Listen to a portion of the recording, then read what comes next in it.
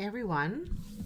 Thanks for listening, watching, whatever you're doing to the Diet Diaries. Where's episode, one night, is this episode 199? 198. 198. I'm going to do something for 200. I don't know what. It's in 2 weeks. That's crazy. Okay, I'm actually really excited for today's episode.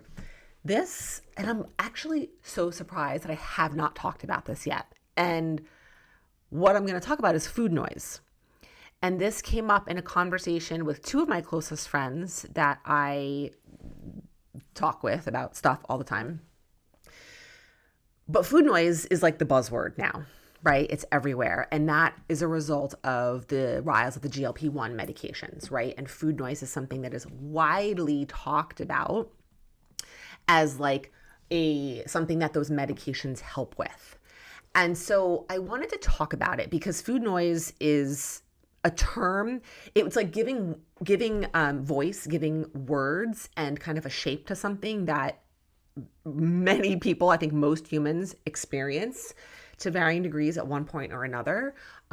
It's something that I definitely continue to experience and struggled very intensely with, but had no word for it. What I used to say to people is when I would talk about my relationship with food is I would say that I didn't have an eating disorder, but I had severe disordered eating. True, fact. And that I was constantly aware of every single calorie that went into my mouth. That is like definitely like the definition of food noise in some ways, right? I think it's definitely personal. And the reason I wanted to talk about this is because I think that with the rise of like this buzzword, like I feel like it's become like talking about like perimenopause. It's like the thing that people are talking about, and that's fine because, right, these things need airtime and awareness. But then very quickly it starts to escalate or get misconstrued or taken out of context. And I think it's really important to talk about this. And when I remember when I first heard that term, which was probably only a couple of years ago, I felt so seen. I'm like, that's what that is. Like, it's not how I ever articulated it, but I was like, yes. Like, basically, I can remember being as young as like 16, 17, maybe even a little bit younger, and constantly thinking about what food was in the cabinet. Eating my mom used to get the Chips Deluxe. It was the brand of chocolate chip cookies. I'm not sure if they still make them. And she used to eat 2 of them for breakfast every day. That was her breakfast. Like, well, separate conversation, whatever, it's fine. But like when she wasn't home, I would go in and eat like 6 or 7 of those. Or like I used to get these, they were like these Entenmann's like breakfast bars. And that's what I would eat for breakfast. Remember during high school, because I had to leave, because high school started at like 7:25 in the morning. I had to leave so early. And I would eat like 3 or 4 of those at once. And just be thinking about when can I go eat that? And definitely like in secret without people knowing. And then once I got to college and like the onset of my PCOS really kind of happened, you know, so this kind of leads me to talk about like, what is food noise, right? Food noise is thinking about having a preoccupation with food, where food is taking up space in your brain. Now, here's the thing. There is a spectrum of food noise. I don't know this for a fact. I don't have any research to back this up. This is purely anecdotal based on my lived experience, all the clients I've worked with and the people that I talk to, that the vast majority of, I'm going to talk about women. This is definitely true for men too, but women are definitely more in my wheelhouse. I have worked with a couple of male clients, and this is true for them too. And the reality is, if you're listening to this podcast, it's definitely true for you. Deal with some form of food noise. And food noise is not inherently a problem or bad. And I think that's kind of the big thing I want to communicate is that it's like perimenopause isn't bad. It's a normal, natural part of life. Food noise isn't bad. It is a natural, normal part of living in the environment and the world that we live in, where food is constantly surrounding us. And we are being shown food and talked about food in every way. And we have grown up with a diet-based culture. And so many of us have a lot of lived experiences that then have enhanced that food noise, right? The problem with food noise is when it becomes more intense for certain people, which for some people, that is biologically driven. It is not something that they do by choice. It's not something that they are lacking willpower over. There are some people who have much louder and more intense food noise than others. And I really like the analogy I'm about to make. I thought of it the other day as I was really working through this, just like anxiety. Most humans have some level of anxiety. For some people, it is debilitating and they need to be on medication for it, and that helps them manage it. And for other people, it's less frequent and not as loud, and they're able to work through it with other tools. Food noise is the same thing. And so we hear about it so much because of the GLP-1s, because it quiets that, right? And I have family members, I have friends, and I have multiple clients who are on GLP-1 medications. So I have not firsthand experience, but very close secondhand experience with people who have been on these drugs. I've had very open and honest conversations with them about it to really understand what it is like. And they all say the same thing, is that, and even like the scientists don't know the mechanism by which this works. Those medications quiet the food noise. And so if you are someone who has level 10 fire engine, New York City ambulance loud food noise, which is then causing you to eat more than you need or want to, causing your body to gain weight, causing you to gain fat and carry more body fat than feels good for you or than may be healthy for you, then medications can absolutely be helpful and supportive, and then give you a more even playing field and a more reasonable baseline from which to practice the skills of what, why, and how to eat. I am someone who struggled with food noise, right? I didn't call it that at the time, but that's what it was, for decades, many years, very intensely, where from the time I would wake up to the time I would go to sleep, I would be thinking about food in some form, in a whole range of things. And it would become obsessive, it would become restrictive, it would dominate and take over my day and influence my behaviors, where I went, what I did. It would make me fearful of being in certain situations. It would make me fearful of what foods were in the house. When it starts to dominate and take over your thoughts, when it starts to become intrusive, when you start to feel that you can't function and get stuff done without constantly thinking about food, that's when it's a real problem. Now, again, that doesn't inherently necessarily mean that medication is for you. There's a lot of other factors that get decided, and that's something that you decide with your physician. I am not someone who recommends medication. But it's really understanding the intensity, the frequency, the loudness of the noise, right? Noise is kind of a great word to use because we can talk about volume. And I talk about volume of thoughts, like how loud things are in your head. And so starting to have a better understanding of what food noise is, normalizing it, right? There's, I think, two big factors that have contributed to the prevalence of food noise, just like anxiety is more common now than it used to be. Social media, the way we consume media, the way we live our lives, the hectic, chaotic nature of our lives and overscheduling, right? When are we going to eat? Where are we going to eat? The convenience foods that have popped up. So it's sort of there's an cultural anthropological piece of lifestyle. There's the social media piece. There is the drastic increase, obviously, of packaged, processed foods. And this is not a dig on processed foods. I got no issue with processed foods. I'm going to talk about maybe even highly ultra processed foods. And again, they're not bad, but they are more calorie dense. And they are often combinations of carbs and fats and sugars and salty and sweet and textures and all these things that taste so fucking good that are very easy to overeat. And they really take up space in your brain. They are blowing your dopamine out of the water. And that is part of what drives food noise as well. So there's been shifts in our lifestyles and in our culture and in our technology that have impacted and influenced the rise of food noise, right? Just like there's a rise, and this is widely talked about, and there's the book I want to read, The Anxious Generation, which is a separate topic, but right, there is a rise in overall anxiety, right? There are shifts in mental health of people that is well documented and researched. This is no different. That said, it doesn't mean these things change and shift over time as we evolve as humans. And so certain things become normal, and then we have to learn how to respond to it. So I wanted to kind of just give like sort of that foundation. I started talking about myself and then kind of keep going off on tangents. And there's different ways that it affects people, right?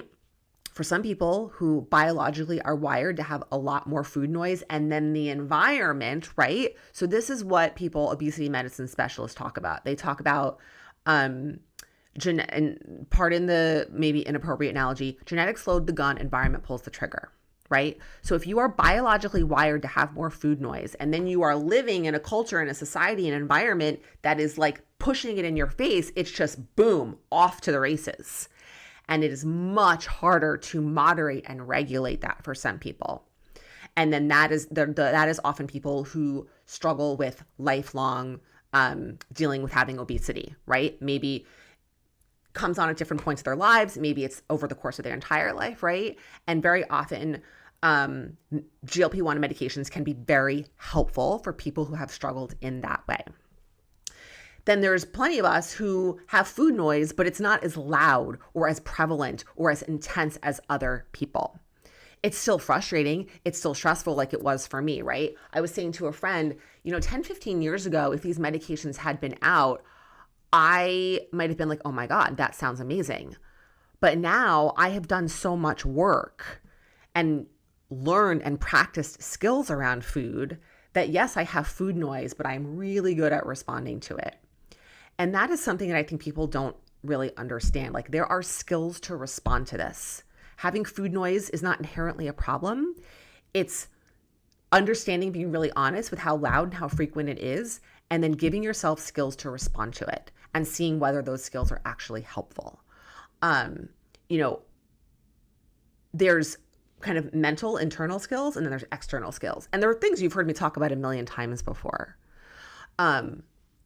Things like jobs of foods, right? That the job of, let's say, a bag of potato chips is not the job of an apple. And you have to use them accordingly. And it doesn't mean that chips are bad and apples are good, right? Jobs of foods helps to demoralize food and see it for what it is objectively. That when you want something salty and crunchy, you have chips. And when you are hungry and need nutrition, you need to have an apple. Obviously, it's like that's oversimplifying. I have a whole podcast on this. I will try to remember to link the episode. But giving yourself a way to think about foods not as good and bad, not as clean or not clean, not as healthy or unhealthy, because any food can be healthy or unhealthy depending on why you are eating it and the way you are using it. 100% true. So if you're thinking, oh, broccoli is always healthy. No, it's not. Broccoli is not always healthy if you are refusing to eat anything else and will only eat broccoli because you're terrified of what happens if you eat a piece of bread. Broccoli is no longer healthy. It's nutritious, but it is not healthy. Healthy and nutritious are not the same thing. Tangent. A second skill is giving yourself permission, right? And these are really big topics. And I think I'm pretty sure I've done an episode on permission around food. I certainly hope so. Now I'm going to have to look because if not, that's definitely in order. People think that by not allowing themselves to eat certain foods and restricting them is the way to control it. It's actually the opposite. Giving yourself permission that food and then eating it with structure is the way that you learn how to be around it. It's exposure therapy. If you never let yourself be around a certain food, then you don't know how to be around that food. So then when you are around that food, you lose your mind and you eat all of it and then you feel like shit and you go, well, that's why I can't have that around, can't eat that anymore. And then you just get stuck in that cycle. Like, it's a very simple concept, but obviously very challenging to put into practice because of all of the thoughts and stories we have around our head. But that is a skill that needs to be worked on, right? You cannot quiet or respond to food noise without working on these skills. A diet, food elimination, cutting out carbs does not quiet food noise. Not eating bread does not quiet food noise. Telling yourself you're not eating sugar does not quiet food noise. It may turn the dial down for a little while, but not forever and not even for very long. It will come back louder and more intense after you've done those things. Rules, rigidity, restriction do not quiet food noise. Skills do. And in some cases, for some people who biologically have extremely loud food noise, just like for some people who biologically have more anxiety, medication can help and then allow you to practice skills more easily. Another big piece is protein, right? Like if you are not eating foods that are actually filling, you're going to have more food noise, right? If you're having a bagel for breakfast and pasta for lunch and pizza for dinner, you're going to have a shit ton of food noise because you're never full. So then you're setting yourself up to constantly be thinking about food because you're always hungry. So it's really a combination of all of this. And I will be honest with you that a lot of food noise can be managed, right, with working on the nutrition piece. Not all of it, but it's a combination of these skills coming together. So if you, and the reason I wanted to talk about this, because I feel like now it's like this catchphrase. I have food noise. Yes, everyone fucking has food noise. Pretty much everyone. And if you're listening to this, I would pretty much bet $1,000 that everyone listening to this does. And that's okay. It doesn't mean that you need to be on a medication. It doesn't mean there's anything wrong with you. It doesn't mean that you're never going to be able to change things. It doesn't mean you're never going to be able to have cake in your house. It doesn't mean you're never going to be able to lose weight. It means that you have to do some work. Just like if you're like, I have anxiety. Okay, well, what are you doing about that? Are you learning any breathing skills? Are you shutting your phone off before bed? Are you monitoring your sleep? Are you getting exercise? Are you moving your body? Because we know the proven benefits of that for mental health. Like, what are you doing to respond to it? Are you going to talk to a doctor to see if medication maybe is right for you? It's often a combination of these things. And I will tell you that in talking to friends and family members and clients who have been and are on GLP-1 meds, the skills are still a huge part of it, right? They certainly don't change body image stuff, right? It doesn't make you go exercise, right? So there's these two huge pieces of your health and well-being that it doesn't address. And it basically sets you up to be able to practice these skills. It gives what's called a more level playing field. And I've talked about this. I did a whole episode talking about Ozempic. And by Ozempic, I am using that as a catch-all for all the GLP-1 meds, like last summer, like a year and a half ago. I'll try to link that one too. So I'm looking at my notes. Yeah, I'm like getting everything that I talked about. The other piece that I want to talk about, how long have I been talking for? I don't even know. Let's see here. Okay, not too long, 18 minutes. Is willpower, right? Willpower is something that like we all talk about. Like, I need to have more willpower around food. I need to be more motivated. I'm so out of control. So like, let's say you have, a whole bunch of sweets and snacks in your pantry, and you are working from home and you're at your desk, you're doing your work, and you're thinking like the chips are there and you're like, I want some chips, don't eat the chips. I want chips, don't eat the chips. When can I have the chips? When can I eat again? When is my next meal? Well, I'm going to try not to have the chips at the meal, not having chips at the meal. And then you go down to eat your meal at your kitchen table and the chips, and don't have chips, don't have the chips, don't have the chips. You can't have the chips, right? This is a form of food noise. And we're trying to use willpower to overcome it. Willpower is a finite resource that we can use for a very short period of time before it burns out. It's kind of like I'm picturing like a stick of dynamite where it's like you light the end and it burns and it burns and it burns and then the whole thing explodes. It's kind of like that, right? It'll burn and it'll get you to a certain point and then that's it. Like explosion, nothing is happening.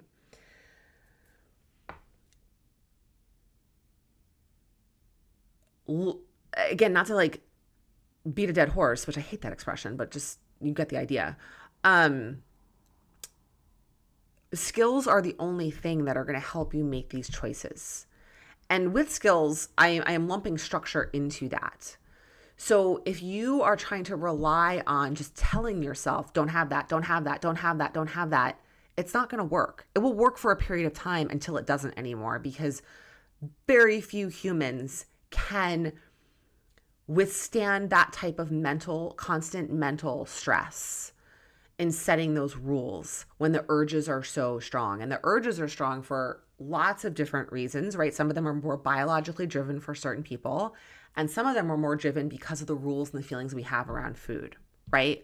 So for a lot of us, we have just not taken the time to learn the skills because we keep trying to use a diet to fix everything. And I'm telling you, another diet is not going to change any of this. That is why you keep gaining and losing weight. That is why you keep paying for another supplement. That is why you keep like buying this shit or signing up for these 30-day programs or whatever it is. It's not going to work. And when I say work, I mean long term. I don't mean work for 30 days or 6 months. I don't even really mean work for a year. I mean work for, I'm going to say forever. That's not to say that things don't ebb and flow, because they do. But when you learn skills, you learn how to ride a bike, you know how to ride a bike forever, right? You learn how to like cook or use a knife, you know how to do it forever. Sometimes you get a little rusty and you have to practice or whatnot. But like when you learn these skills around food, they stay with you. And they are the only thing that changes anything. So going on another diet is just another form of like trying to use willpower, trying to like white knuckle it. You know that feeling where there's leftover cake in the fridge, and you have said to yourself, you are not allowed to have that cake because you are trying to lose weight. And if you have that cake, you will not lose weight. So no cake for you. And then all you will do is sit on the couch and think about the cake. I want the cake, but I can't have the cake. I want the cake, but I can't have the cake. And then you either successfully, to you, don't have the cake and you're like so proud of yourself and you've made it through, or you can't hold on because the urge is so powerful and you go and eat the cake. Now in option A, you're only going to be able to do that so many times. You might be able to do it 1 time or 5 times or even 10 times, but you can't do it forever. And that is the point. You cannot tell yourself that you can't eat cake in your fridge for the rest of your life. It's impossible. It's literally impossible. Except for maybe like a very, very, very select few set of humans. For the majority of people, that is not possible. It also sucks to not want to eat the cake for a whole host of different reasons and end up eating it every time. Because it's there, because you can't stop thinking about it, not because you enjoy it, not because it tastes good, not because it's part of like a special family event or celebration or whatever, or you're just happen to want a piece of your favorite cake, but simply because it's there and you can't stop thinking about it. That's also not a good reason to eat something, right? So the only way to deal with this is to be able to learn and move yourself through that discomfort. And the way you do that is with values, is with learning how to think about food differently, not as cake is bad and broccoli is good, but cake is purely eaten for pleasure. And if I'm going to eat this cake, have I already had a meal? Have I had protein? Have I had veggies? Am I full? Am I putting that cake on a piece of plate? Am I sitting down at a table? Am I putting my phone away? Am I paying attention to every bite that I have? Are you doing that? Have you tried that? If you haven't, then that's why you have food noise. Then nothing that, I'm not going to say nothing, but that's why you're feeling the way you're feeling. These are the skills.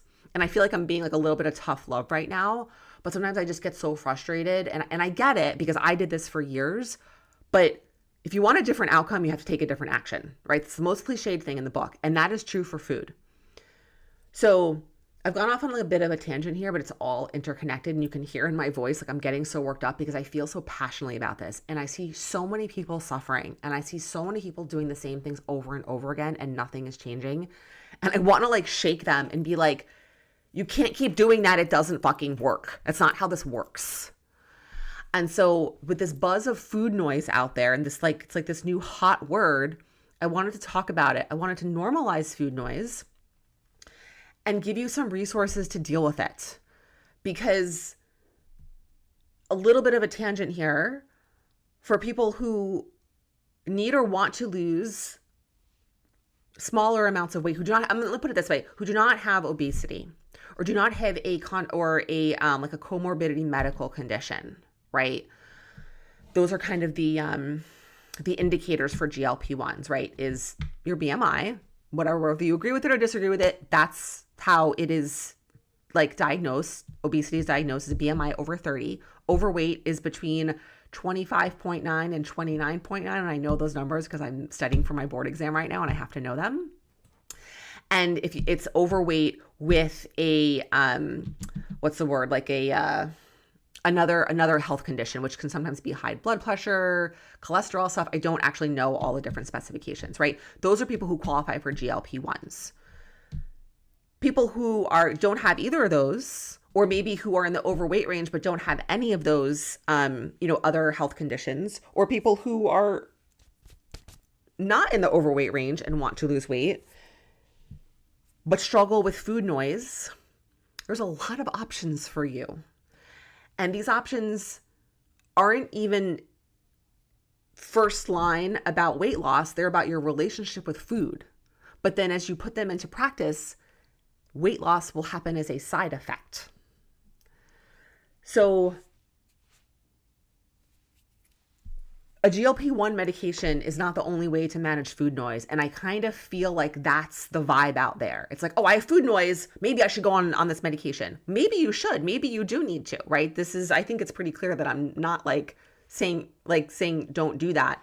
But you have to have the context, and you have to be willing to do work alongside that. And you have to really look and I think get a handle on, well, what is food noise? Why do I have it? How loud and intense is my food noise? And have I tried any skills to deal with it? Right? Have I tried anything? And if you're listening, you may have. And if you're new, if you're not listening, then who the fuck am I talking to?